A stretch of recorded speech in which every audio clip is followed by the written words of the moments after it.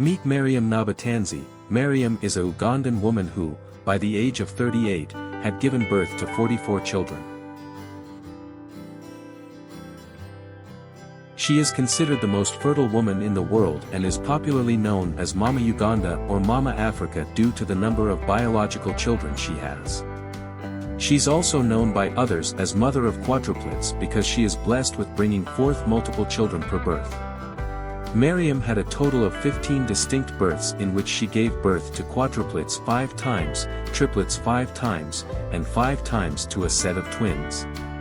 Her last birth was among the set of twins, but one of the twins could not survive, making her give birth to the only surviving twin, representing the only single birth she had experienced so far, making a total of 44 children instead of 45. Mariam also had a miscarriage in which she lost a set of twins. If not for the miscarriage and the death of one of the fetuses, Mariam's total number of children would have been 47 today. One amazing thing about Mama Uganda is that all her 44 children are fathered by only one man, her husband. Her oldest child is now about 28 years old, while the youngest is about 6 years old. She first gave birth when she was just 13 years old and had a set of triplets. If you want to know more, this is how it all began for Mariam Nabatanzi, alias Mama Uganda. Mariam had a very rough childhood. She was born into a very poor family and was the youngest among 5 brothers. Immediately after Mariam was born, her father forcefully put their mother away and married another woman who became a stepmom to Mariam and her 5 brothers. The stepmom was very cruel and hateful towards both Mariam and her siblings, depriving them of food and other basic needs and care that they should have. The cruelty was so severe that Mariam's 5 brothers all died at the hands of their stepmom. They couldn't survive the hardship. Mariam sees her own survival as an act of God's grace and mercies. Her father, full of greed and having an inhumane heart, gave Mariam out as a wife at age 12 to a 51-year-old man in exchange for cows, goats, and some other material things. She was forced or sold into marriage at this tender age. She became the 5th wife to her husband. Because of this disruption in Mariam's early life, she was unable to attend school to learn to read and write. Whenever a letter or a text message is sent to her, no matter how private or exclusive, she relies totally on her children to read it out to her. Mariam was never a happy woman in her marriage because, in the first place, she never had the chance to choose her own husband. Imagine a very little girl becoming a wife in a very serious tumultuous polygamous setting where the language of empathy and kindness is not known. How bizarre it was for a 51-year-old grown adult to comfortably take a 12-year-old as a wife, the girl who was like his youngest daughter and still not feel awkward about it. To demonstrate his high level of irresponsibility, Mariam's husband, overwhelmed by how fertile his wife is and the multiple children they now have, sold the house where they were staying and absconded, leaving her to care for all the children alone. This experience left great doubt and pain in the heart of Mariam about the genuineness of a man's love. This makes Mariam believe that most men run away from taking their lawful responsibilities. She says, many men desire to have babies with whichever woman they fall in love with, but not very many of them are willing and ready to take responsibility for their children and family. Despite all this, Mariam says she's still very open to love again and to make more babies if only she can find a good and responsible man who can genuinely love and care for her and the family. She believes children are a gift from God and one should not refrain from having and receiving them when they come. As soon as her husband absconded, leaving them with no house to take shelter, Mariam immediately moved with her children to her grandmother's house to seek shelter. After her grandmother passed, a relative asked her to remain in the house and pay as little as she could since they noticed there was nowhere else she could go with the children. Mariam originally wanted to have only 7 children. She planned to name the first 5 with the names of her 5 deceased brothers, the 6th she intends to name with her husband's name, and the 7th was to be given her own name. As God would have it, in her first 2 pregnancies, she already had 7 children, a set of triplets, and another, a set of quadruplets. As soon as she got the number of children she wanted in just 2 births, she quickly went to the doctor to get contraceptives to close up her womb, but none of the birth control methods administered worked for her. Her ordeal was further compounded by the doctors who noticed her inability to stop giving birth using any contraceptives. They told her that it was impossible for her to stop giving birth and that even if she stops, it will have a severe negative effect on her that might result in her death.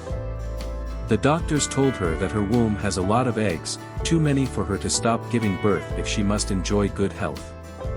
Not giving birth will bring about her having enlarged fibroids which might cause her death. It is a medical condition called hyperovulation, which is caused due to enlarged ovaries. Due to the size of her family, they live in a huge compound that looks like a school setting, having both boys and girls' rooms in the house with each of the rooms having bunk beds as the surest way to conserve space to accommodate all the children. The older children sleep on the down bunk while the little ones sleep up. It's like a college hostel kind of living.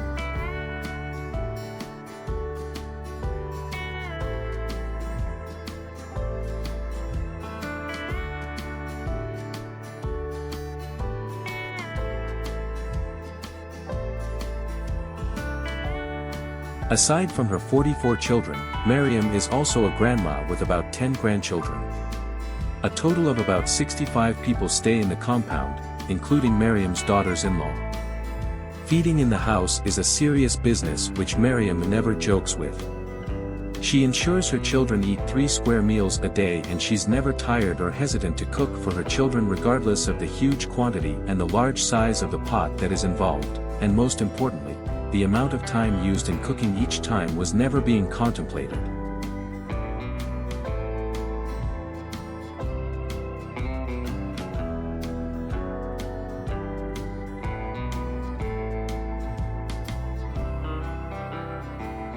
Once the meal is cooked and ready, everyone patiently waits in a queue to be served their portion. This process of serving can consume another good amount of time to go round everyone.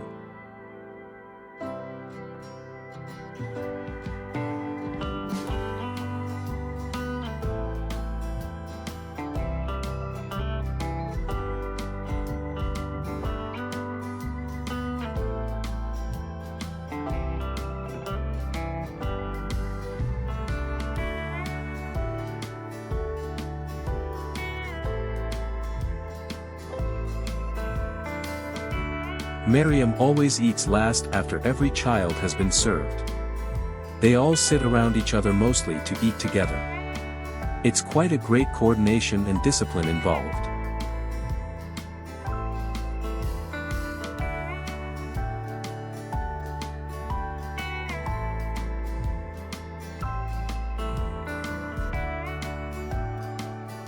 Mariam is a disciplined mother, though she had no formal education. She ensures her children go to school and do their homework before going to bed at night. They also watch TV and have good time to play and dance together when all necessary homework and house chores are completed.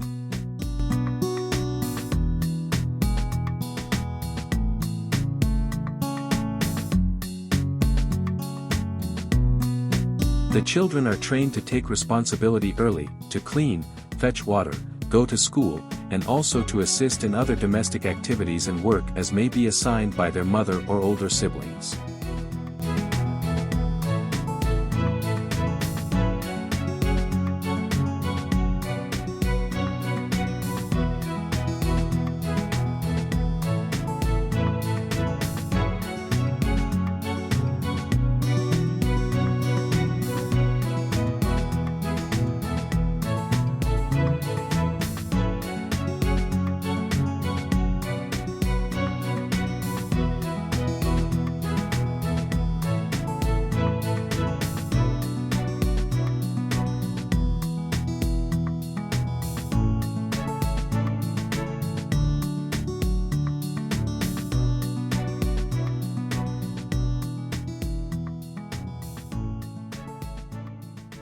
Mariam says she now has a 25-year-old daughter who has finished medical school and has been out of the house. Mariam said, "I am not alone in this spree of childbirth as my own grandfather had 255 children while my own father had 52 children. Mariam's experience is very spectacular because all her children are fathered by only one man while her father and grandfather had theirs with different women. Mariam is a very enterprising woman. She's into a restaurant business where she cooks different food varieties and has people come and buy and eat.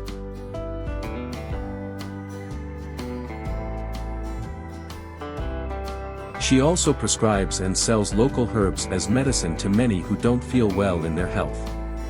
She is an enthusiastic hustler and has resolved in her heart that no child of hers should ever drop out of school or fail to attend school, even though school fees, Medicare, and feeding have remained a persistent resistance to the kind of life she truly desires for herself and her children.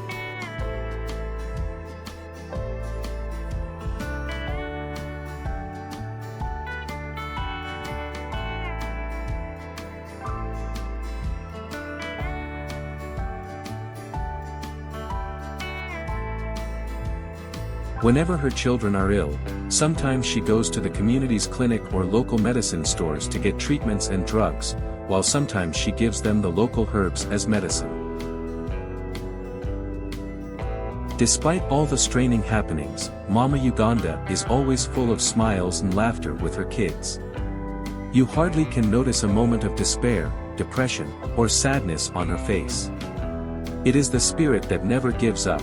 It is the African spirit that keeps pressing on joyfully even in the face of difficulties and draining pressures of life. It is the spirit of the fearless and the resolute.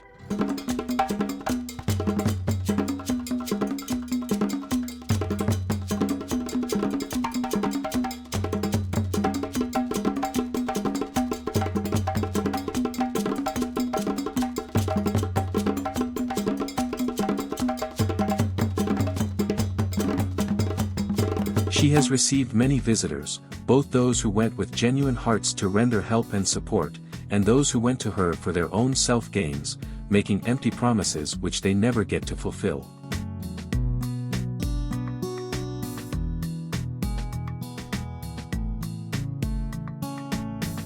If you're moved with compassion or empathy for Mama Uganda and desire to extend a hand of support to her in whichever form and don't know how to do it, Wode Maya, one of the big sons of Africa on YouTube, has provided a link for anyone who desires to make any donation to Mariam.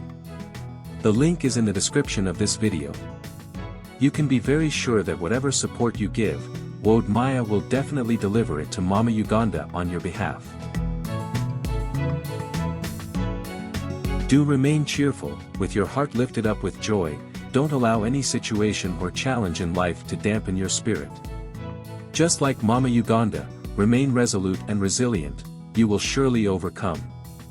All things are possible, just believe and keep hope alive.